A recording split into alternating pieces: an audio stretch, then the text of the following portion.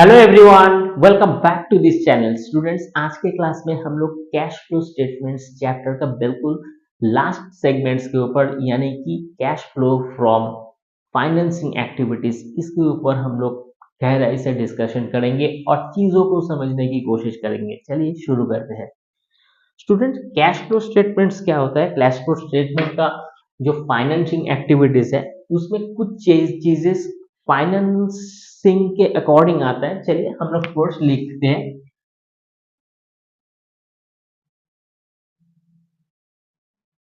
Cash flow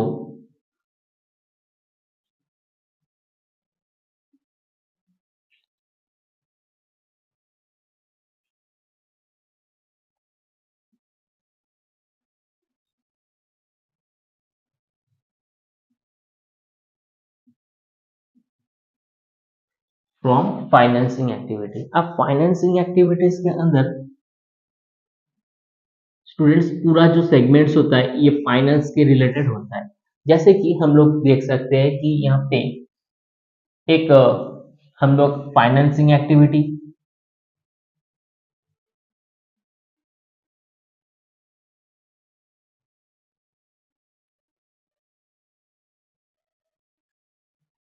हम लोग financial activities को लिखते हैं। उसके बाद यहाँ पे दो चीजें हो सकता है, एक share capital,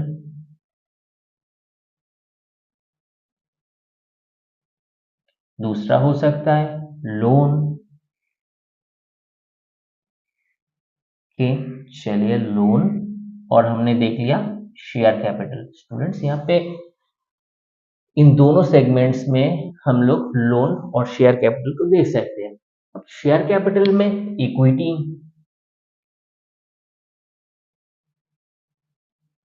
next preference,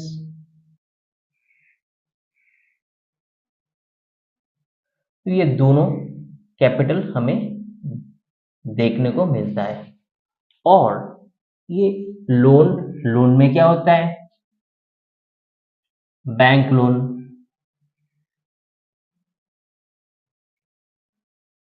debenture, ठीक है, इंटरेस्ट ऑन डिवेंचर,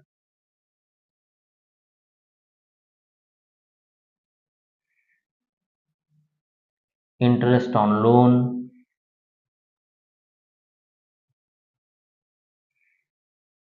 ठीक है, नेक्स्ट बैंक ओवरड्राफ्ट,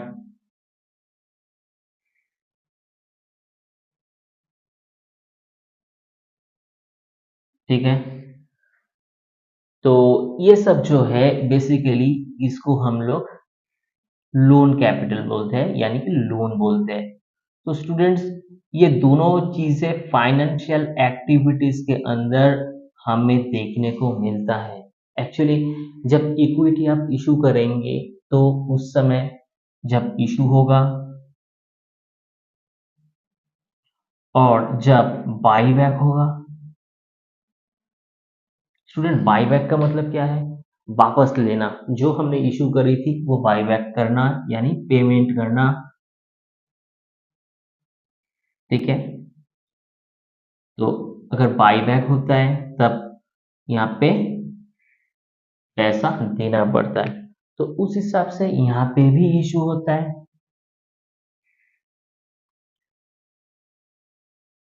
और यहाँ पे भी रिडेम्पशंस होता है,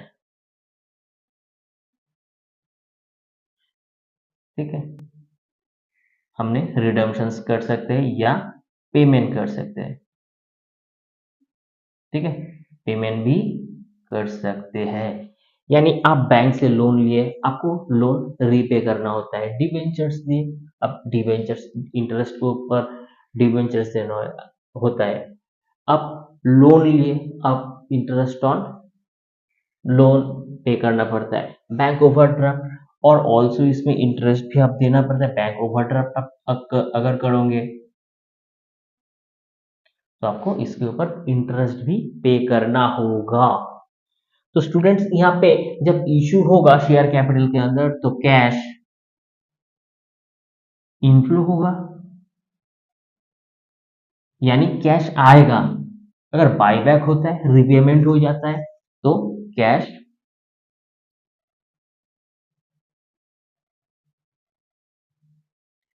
आउटफ्लो हो जाएगा।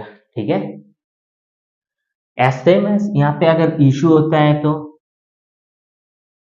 Cash inflow. अगर हम लोग रिडेम्पशंस की तरफ जाते हैं, कोई अगर रिडेम्पशन कर लेता है तो उस समय कैश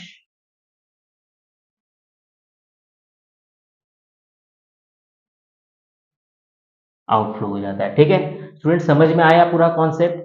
यहाँ पे सिर्फ और सिर्फ हमारे पास कैश का रिलेटेड कुछ एंट्रीज यहाँ पे होता है, जो फॉर एग्जांपल हम लोग एक एग्जांपल के थ्रू अगर समझने की कोशिश करें, ये हमारा छोटू मोटू समोसा, तो ये इनका एक बिजनेस है जो समोसा जलेबी कचौड़ी सब्जी यहाँ पे इन्होंने ये निकाल के सबको बेचता है और बहुत ज्यादा रेपुटेशन है इनके पास, इनका बिजनेस मॉडल बहुत अच्छा है। तो इनके पास हम लोग गए, ये जानने की कोशिश करी कि भाई साहब आपका जो शेयर कैपिटल्स है उस कैपिटल का क्या होता है, तो बोलता है हमारा बिजनेस देख के हर कोई इंटरेस्टेड है कि हमारा बिजनेस पे वो इन्वेस्ट करें। तो इन्वेस्ट करते समय, जब कोई इन्वेस्ट करता है तो उस समय इनके पास कैश इनफ्लो होता है। ठीक है, अब जब कोई बोलता है भैया हमारे पास अभी पैसा नहीं है, हमें रिडेम्पशन करना है, हम आपसे बायबैक, आप बायबैक ले लो, मैं अपना शेयर आपके पास बेचना चाहता हूँ, जो अच्छा खासा प्रॉफिट होता है वो हमें दे दो वापस। तो उस समय बायबैक होने से इक्विटी हो या फ्रेंड्स एंड फैमिली के साथ प्रेफरेंस हो, तो उस समय कैश आउटफ्लो होता है। एस सेम एस ये भाई साहब ने किसी इंस्टीट्यूशन से अगर लोन ले रखी है तो बैंक लोन तो उनको पेमेंट करना पड़ेगा। डिवेंचर्स अगर किसी के पास अगर कोई वो उनके पास कोई अगर डिवेंचर रखी है तो उस हिसाब से उनको भी वो लोन अमाउंट डिवेंचर्स के रूप में पे करना पड़ेगा, इंटरेस्ट भी पे करना पड़ेगा, डिवेंचर्स के साथ साथ इंटरेस्ट ऑन लोन भी पे करना पड़ेगा। अगर बैंक ओवरड्राफ्ट होता है, बैंक ओवरड्राफ्ट का मतलब ये होता है कोई बैंक है तो वो आपको हाईएस्ट 20,000 का ऋण यानी कि लोन अलाउ करता है, लेकिन आपके पास कुछ अनवाइंड सिचुएशंस आने के साथ साथ आपको 30,000 रुपीज आपको निकालना पड़ा, तो ये हो जाता है बैंक ओवरड्राफ्ट। ठीक है, तो बैंक ओवरड्राफ्ट मतलब एक्स्ट्रा जो 10,000 रुपीज है, ठीक है, ये बैंक ओवरड्राफ्ट होता है और इसके ऊपर भी आपको क्या देना पड़ता है, इंटरेस्ट पे करना पड़ता है। तो इस हिसाब से बैंक ओवरड्राफ्ट का जो अमाउंट है इसमें भी आपको पैसा देना पड़ता है। जब आप दोगे, जब आप पे करोगे, तब आपको आपके पास से कैश क्या होगा, चला जाएगा उस पर्टिकुलर फाइनेंशियल इंस्टीट्यूशन के पास जो जो जिन्होंने आपको टाइम पे लोन दिया था। तो उस तो अभी आपको क्या करना पड़ेगा, लोन अमाउंट के साथ साथ आपको इंटरेस्ट भी पे करना पड़ेगा। ठीक है, तो इस सब से क्या होता है, आपको पैसा देना पड़ता है। आइए हम लोग एक पोर्शंस के अंदर चलते हैं कि ये फाइनेंशियल जो एक्टिविटीज होता है इसमें से कौन सा एडिशंस करते हैं हम लोग, कौन सा डिडक्शंस करते हैं। स्टूडेंट्स यहाँ पे ऐड अगर होता है तो यहाँ से हम लोग देख सकते हैं कि proceeds of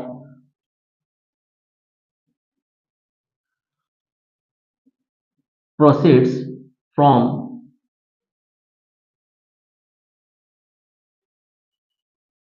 equity share debentures, तो यहाँ पे आपको ऐड करना पड़ेगा। Next, proceeds from loan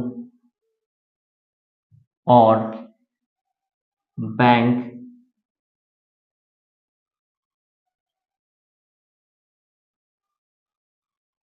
overdraft, okay, then income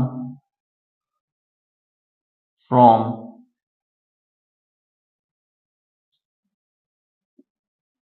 premium of share capital और इशू। अगर शेयर इशू भी होगा तो उस समय आपको आपके पास इनकम होगा। Then propose dividend,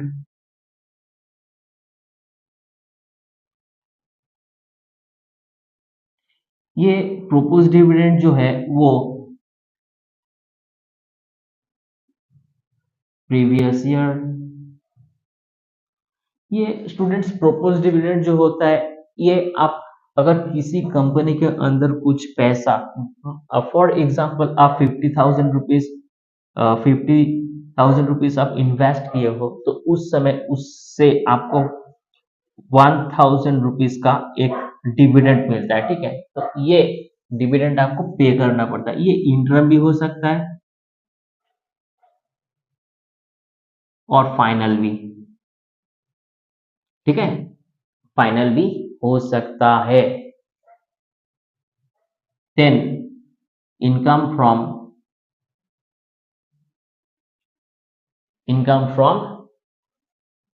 cash credit,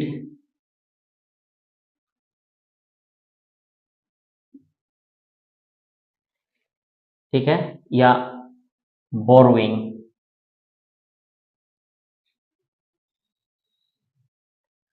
तो ये सब हो सकता है, और भी यहाँ पे एंट्रीज आएगा।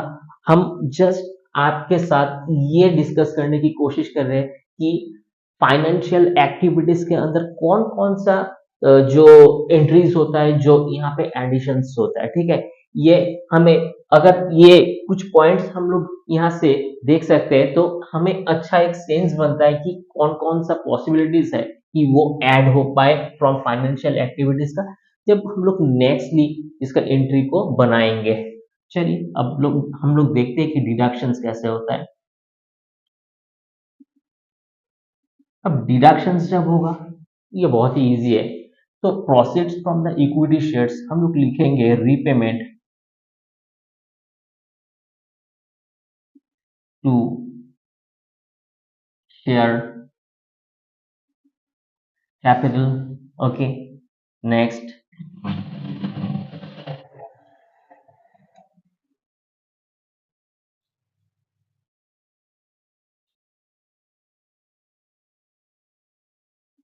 redemptions of debentures,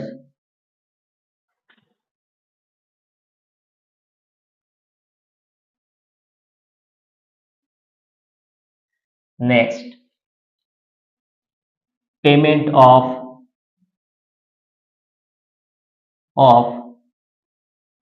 security premium। Okay, payment of propose dividend. तो स्टूडेंट्स यहाँ पे पेमेंट ऑफ प्रोपोज डिविडेंड अगर होता है तो ये लॉन्ग टर्म भी हो सकता है, सॉरी, यहाँ पे इंटरिम डिविडेंड भी हो सकता है और फाइनल भी। तो फाइनल जो होता है वो ईयर का एकदम एंड में देना होता है, उसके बाद कोई डिविडेंड नहीं होता है। और कंपनी के पास एक्स्ट्रा अगर कुछ प्रॉफिट्स हो जाता है तो उस समय इसको इंटरिम डिविडेंड के तौर पे हम लोग दे देते हैं। ठीक है, next expense of issue of share और डिवेंचर। ठीक है, तो उस समय भी कुछ पैसा हमारे को खर्च करना पड़ता है जो डिडक्शंस के तौर पे हमें देना पड़ता है। ठीक है, तो ये सब कुछ पॉइंट्स है स्टूडेंट्स जो हमारा डिडक्शंस और एडिशंस के हिसाब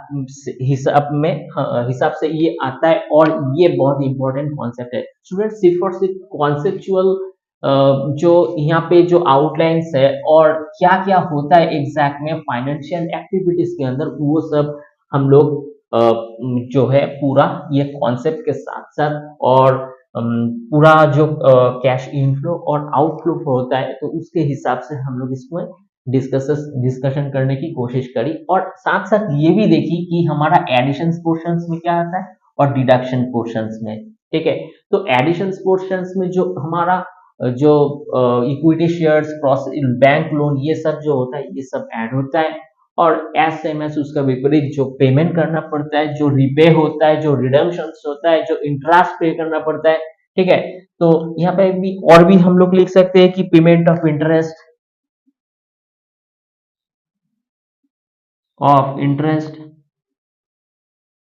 ठीक है, ऑन डिवेंचर। ठीक है, तो ये सब जो है ये डिवेंचर्स हो गया, आपका लोन हो गया।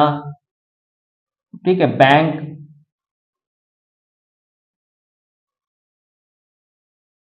ओवरड्राफ्ट हो गया, ये सब, हाँ, ये सारे जो है आप बिल्कुल इसको पे कर सकते हो। ठीक है, तो इसमें ये आप यहाँ पे डिडक्शन कर दोगे तो उस समय। तो स्टूडेंट्स, और यहाँ पे भी जो था हमारा इक्विटी और प्रेफरेंस बैंक लोन, यानी पूरा कॉन्सेप्ट हम लोग यहाँ पे जानने की कोशिश करी। आप इसको बार बार रिवाइंड करके देख लेना, आपको इसका जो कॉन्सेप्ट है बिल्कुल एकदम क्लियर हो जाएगा। ठीक है, और बाकी जो मैथ्स है वो हम लोग प्रॉब्लम को सॉल्व करते चलेंगे, तो उस समय इससे रिलेट करने के साथ साथ हम लोग ये भी समझ लेंगे कि एग्जैक्ट में ये फाइनेंशियल एक्टिविटीज, जो operating activities and investing activities से कैसे ये सेपरेशन होता है, अपने आप को अलग करता है और कुछ डिफरेंस होता है। तो आप वीडियो का स्क्रीनशॉट अभी स्क्रीनशॉट ले लो। चलिए, तो स्टूडेंट्स, वीडियो अगर अच्छा लगता है तो जरूर इसे एक लाइक कर देना, सब्सक्राइब करना, इस चैनल को शेयर करना अपना फ्रेंड्स के साथ, बने रहो इस चैनल पे। मिलते हैं किसी नेक्स्ट क्लास में, तब तक के लिए थैंक यू।